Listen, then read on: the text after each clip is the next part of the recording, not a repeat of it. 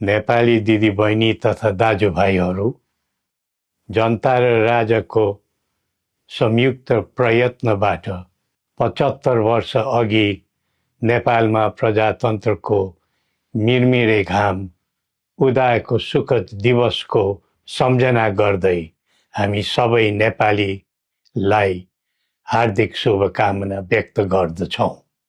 प्रजातन्त्र स्थापनाको निम्ति उदारता दर्शाइ बक्सिने हाम्रो जिजुबुवाजू राष्ट्रपिता श्री 5 त्रिभुवनको सम्झना गर्दै मौसुफ प्रति हामी श्रद्धा सुमन अर्पण गर्दछौँ।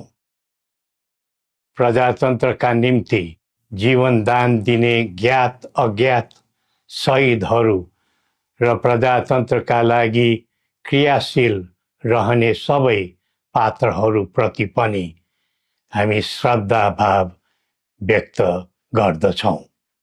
केही महिनाको झापा बसाई पश्चात राजधानी फर्किने क्रममा हाम्रो स्वागतमा सामेल हुनुहुने उपत्यकाका आदिवासी नागरिक एवं आम जनसमुदायमा हार्दिक आभार सहित धन्यवाद अर्पण गर्दछौँ।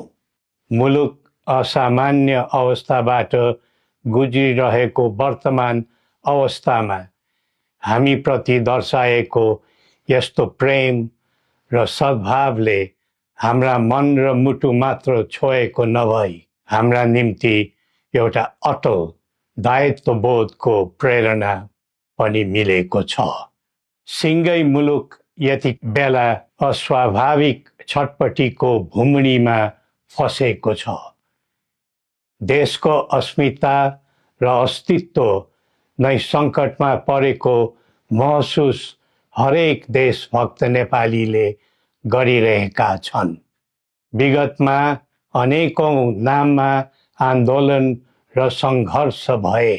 सङ्घर्षको आडमा परिवर्तन पनि गरिए, तर सबै प्रकारका परिवर्तनहरूले नेपाल र नेपालीलाई के दियो भन्ने आत्मसमीक्षा गर्नुपर्ने समय अहिले आएको छ।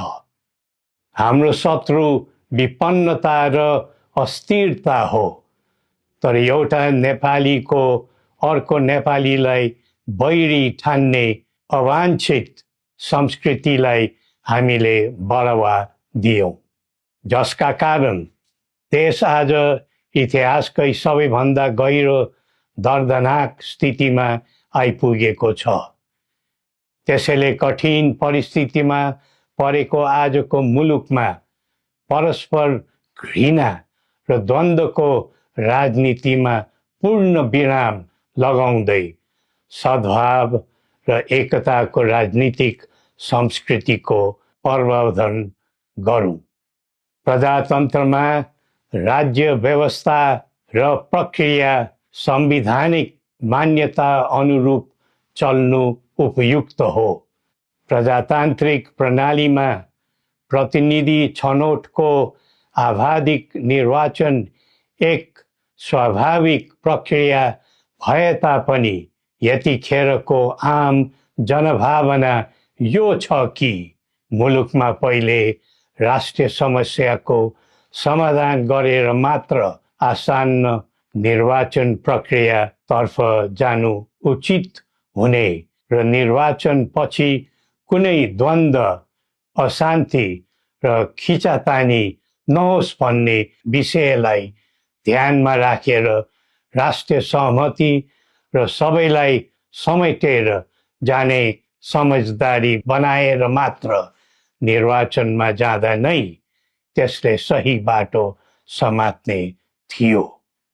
वर्तमान अवस्थामा अधिकार मात्र खोज्ने तर कर्तव्य नसोच्ने प्रवृत्ति मौलाइरहेको यस्तो दुःखद परिस्थितिमा आलो पालो भाग लगाएर खाउँ भन्ने सोचले होइन, मिलेर काम गरौँ भन्ने कर्तव्यबोधले मात्र मुलुकलाई नयाँ गति दिन सकिन्छ। प्रजातन्त्रमा जनता आफै जागरुक बनेर समाज र राष्ट्र सेवाको सत्कर्ममा अग्रसर हुनु पाउनु पर्ने हो, तर कसैलाई खुसी पार्नु पर्ने अनि कसैबाट तोकिनु पर्ने आध्यात्मिक व्यवस्थाको जन्जिरमा बाँधिनु परेको छ। देशको भू बनोट तथा समाजको प्रकृति सुहाउँदो व्यवस्था र प्रणालीले मात्र दिगो र सकारात्मक परिणाम दिन सक्छ। आम जनताको समग्र हित हुने तथा विश्व सामु नेपालीको उच्च शिर हुने व्यवस्था नै प्रजातान्त्रिक व्यवस्था नेपाललाई सुहाउँछ। कुनै व्यवस्थाको राम्रा र असल पक्षहरू टिप्नु र राख्नुपर्छ। जुनै व्यवस्थाको नराम्रो र खराब पक्षहरू हुन्छन् त्यस्तालाई फाल्नु र फ्याँक्नुपर्छ। त्यसैले विश्वका कैयौँ राष्ट्रहरू पहिले आफ्नो देश, पहिला आफ्नो जनता र पहिला आफ्नो आवश्यकता भन्दै त्यही प्राथमिकतामा प्रजातन्त्रको पाइला बसाइरहेका छन्। हो, हामीले पनि हाम्रो धरातलीय यथार्थमा उभिएर प्रजातन्त्रको प्रयोग, परीक्षण र प्रशोधन गर्दै जानु पर्दछ।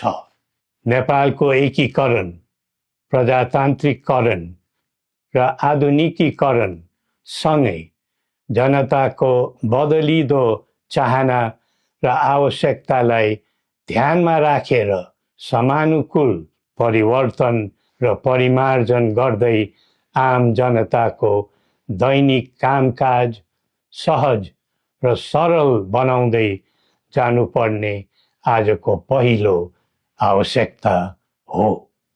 प्रजातन्त्रमा सबै थरी विचार, सबै थरी संस्कारको आधार हुनु पर्दछ।